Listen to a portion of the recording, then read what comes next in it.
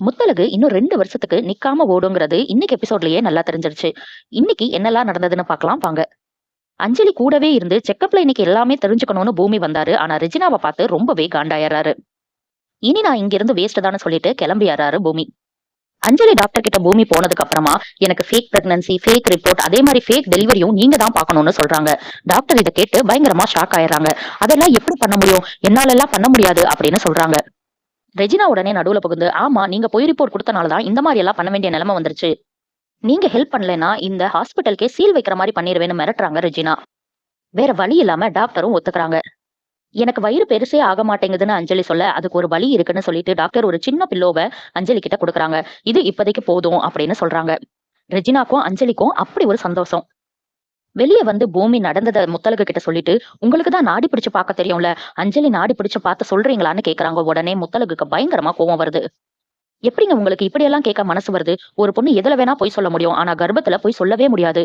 கத்திரிக்காய் முத்துனா சந்தைக்கு வந்துதானே ஆகணுங்கிற மாதிரி வயிறை எப்படி பொய்யா காட்ட முடியும்? அதே மாதிரி டெலிவரி எல்லாம் எப்படி பொய்யா செய்ய முடியும்? இதெல்லாம் வாய்ப்பே கிடையாது. எனக்கு அதை நினைக்கும் போதெல்லாம் கோவம் தான் வருது. இருந்தாலும் ஒரு காரணத்துக்காக தான் உங்க கூட இருக்கேன்னு பேசிட்டு இருக்கும்போது நடுவுல ஒருத்தர் வந்து வண்டியை விடுறாரு. என்னடா இது, புதுசா ஒரு கேரக்டரை இன்ட்ரடியூஸ் பண்றாங்களே அப்படிங்கிற மாதிரி தான் இருந்தது. அடாவடியா உள்ள வந்து டாக்டர் பிரியா யாருன்னு தெரியுமான்னு பூமியை பார்த்து கேட்கிறாரு. வழிதானே கேட்கிறாரு, நான் போய் சொல்லிட்டு வரேன் அப்படின்னு சொல்லி அந்த ஆளை நேரா டாக்டர் கிட்டையும் கூட்டிட்டு போறாரு. ரெஜினா பூமி வர்றதை பார்த்து சுதாரிச்சுக்கிறாங்க. பூமி அவரை அங்க விட்டுட்டு முத்தழகு வெளியே நிக்கிறத அவங்களுக்கே தெரியாம போட்டோ எடுத்து ரசிக்கிறாரு. அஞ்சலி வந்து பூமி கிட்ட, ஸ்கேன் எடுத்தாச்சு பூமி, பாக்குறியா அப்படின்னு கேக்குறாங்க. பூமி உடனே அதெல்லாம் ஒண்ணு வேணாம், எடுத்தாச்சுல, வா கிளம்பு போலாம் அப்படின்னு சொல்றாரு. டக்குன்னு அஞ்சலியோட வயிறை பார்த்துட்டு, போகும்போது நார்மலா தானே இருந்த, இப்ப என்ன டிஃபரெண்டா தெரியற அப்படின்னு கேக்குறாரு. ஸ்கேன் எடுக்கும்போது சாரிய மாத்தி கட்டினேல, அதனாலதான் வயிறு தெரியுது, அதை பார்த்துட்டு தான் பூமி கேக்குறான்னு ரெஜினா சொல்றாங்க. பாத்தியா முத்தழகு, சின்ன சின்ன சேஞ்ச கூட பூமி எந்த அளவுக்கு வாட்ச் பண்றான்னு, அஞ்சலி மேலதான் அவனுக்கு உண்மையான அன்பு இருக்கு அப்படின்னு நோண்ட ஆரம்பிக்கிறாங்க ரெஜினா.